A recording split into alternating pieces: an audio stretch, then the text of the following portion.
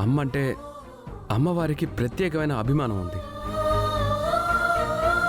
అమ్మని సరైన సమయానికి ఖచ్చితంగా రప్పించుకుంటుందన్న నమ్మకం మాకుంది. రప్పించుకునేదే అయితే ఇప్పటి వరకు మనకి కనిపించకుండా ఎందుకు చేస్తుందిరా? తను ఫలానా చోట ఉంది అన్న చిన్న గాలివార్త కూడా ఇప్పటి వరకు లేదురా. రేపు మన మధ్యకు వస్తుందని ఎలా నమ్మమంటారు? వేద అంటే అమ్మవారికి ఇష్టం, ప్రత్యేకమైన అభిమానం అని మీకున్న ప్రేమతో అంటున్నారు. అవన్నీ ఒకప్పుడు మాటలురా. ఇప్పుడు వేద అంటే అమ్మవారికి ఇష్టం లేదు అనేసి మనకి క్లియర్గా అర్థమవుతుంది కదా. అందుకే అమ్మవారు వేద దగ్గర నుంచి వెళ్ళిపోయిందిరా. తిరిగి తన దగ్గరికి రాకుండా మీ దగ్గరే ఉండిపోయింది. తప్పు చేస్తే అమ్మవారి దృష్టిలో ఎంతటి వారైనా ఒకటేరా. ఎవరూ మినహాయింపు కాదు, ఎవరూ అతీతులం కాదు. అమ్మవారు తన భక్తులు తప్పులు చేసినప్పుడు మందలించి ఆ తప్పులు సరిదిద్దుకునేలా చేస్తుందే గాని దూరం పెట్టదు మావయ్య. పెట్టినా అది తాత్కాలికమే. దుష్టులతో చేరిపోయింది కదమ్మా. వారి దగ్గర నుంచి బయటపడేంత వరకు అమ్మవారికి కోపం తగ్గదు. అత్తయ్య గురించి తొందరగా తెలుస్తుంది మావయ్య, మీరు బాధపడకండి. దురదృష్టం కొద్దీ రేపు పూజ దగ్గరికి రాలేకపోయినా మనం ఈ ఊరు నుంచి అత్తయ్యతోనే బయలుదేరుతాం.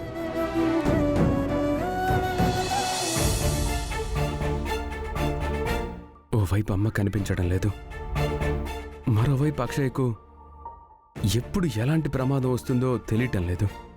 నా భార్య బిడ్డలతో కలిసున్నానన్న ఆనందాన్ని నేను అనుభవించడానికి లేకుండా అయిపోయింది. బావా రా, భోజనం చేద్దాం. తర్వాత తింటాను అని.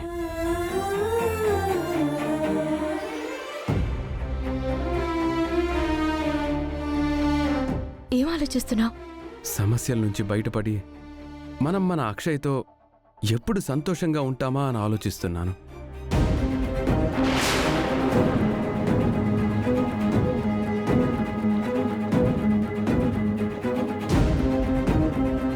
ఎవరు వాళ్ళు? ఏమోలే, మనకెందుకు? ఊర్లో ఎప్పుడు చూసింది లేదే. కొత్తగా ఉన్నారు, అనుమానాస్పదంగా కూడా ఉన్నారు. ఈ సమయంలో ఫుడ్ పార్సెల్స్ తీసుకుని ఎక్కడికి వెళ్తున్నారు? పదవని వెళ్ళి అడుగుదాం.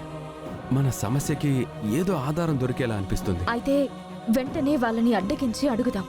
సంబంధం లేని సమాధానాలు చెప్తే పట్టుకుని 4 తందాం. పద.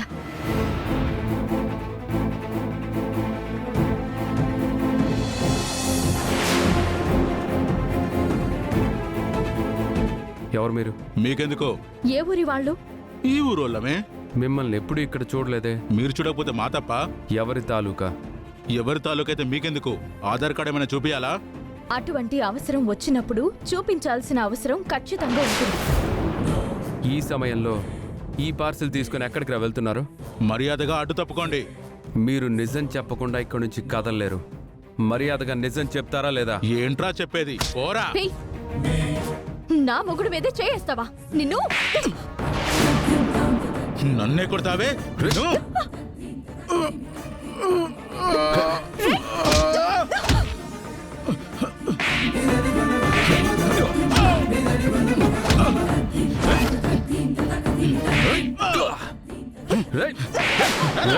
ఆగండ్రా!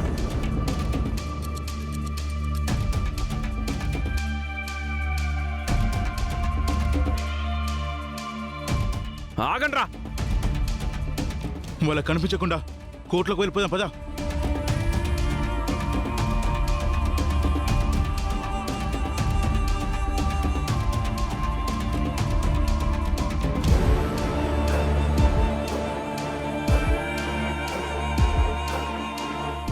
ఎటు వెళ్ళిపోయి ఉంటారు?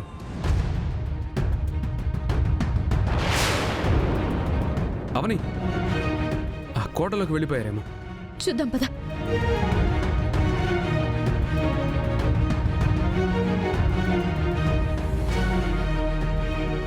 ఎక్కడికి పోయి ఉంటారు? అవని, మనం అనుమానించినట్టు ఊరిలో జరుగుతున్న సంఘటనలకి వాళ్లకు సంబంధం ఉంది. వాళ్ళు ఈ కోటలోకి వెళ్ళుంటారు. మనం చూడలేదు. ఖచ్చితంగా లోపలికి వెళ్ళుంటారు అని నమ్మకం ఏంటి? ఇక్కడ తప్ప వాళ్ళు దాక్కోడానికి మరో ప్లేస్ ఎక్కడుంది? అందుకే నేను లోపలికి వెళ్ళిపోయి చూసొస్తానుండు. లోపల ఎవరున్నారో తెలుస్తుంది. వద్దు బావా. ఇంతకు ముందు నువ్వు నన్ను వెళ్ళొద్దు అని చెప్పి ఇప్పుడు నువ్వు వెళ్తానంటావేంటి? ఎంతకాలం ఇలా భయపడతామవని? వెళ్ళి చూసొస్తానుండు. బావా, మనం తొందరపడితే ఊరికి సమస్యలొస్తాయి. మనకు కనిపించిన మనుషుల్ని పట్టుకుంటేనే ఊర్లో ఏం జరుగుతుందో మనకి తెలుస్తుంది. అయితే ఇద్దరం వెళ్దాం పద. నువ్వెందుకవని? నువ్విక్కడే ఉండు, నేను వెళ్ళొస్తాను. నిన్ను ఒంటరిగా ఎలా వదిలి వెళ్తాను? నేను వస్తాను. పద.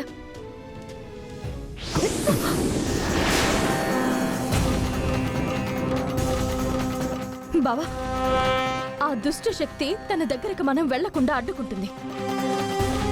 అవని, నేను మరోవైపు నుంచి వెళ్తాను.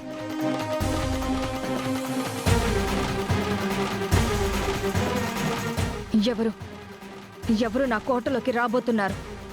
వాళ్ళకి గట్టిగా బుద్ధి చెప్పాలి.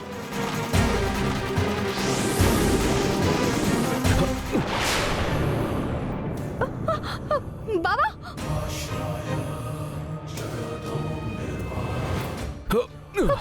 బావా, ఏమైంది బావా?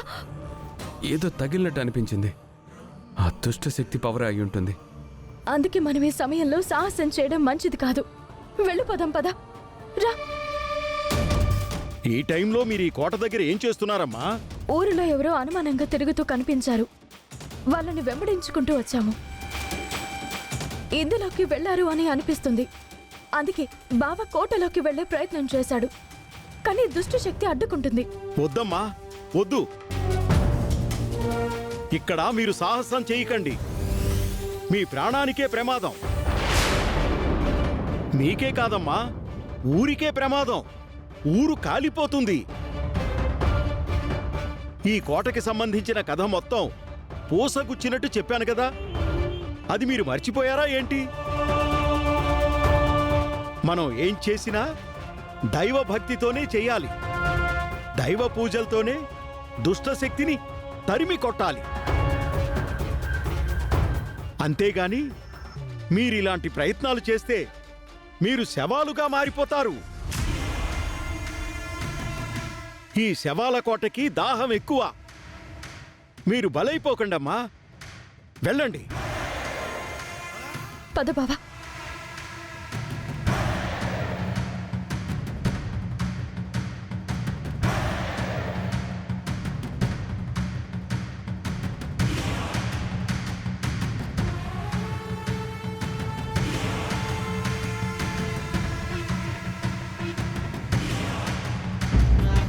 నిహారిక, నిహారిక, ఒక నిమిషం.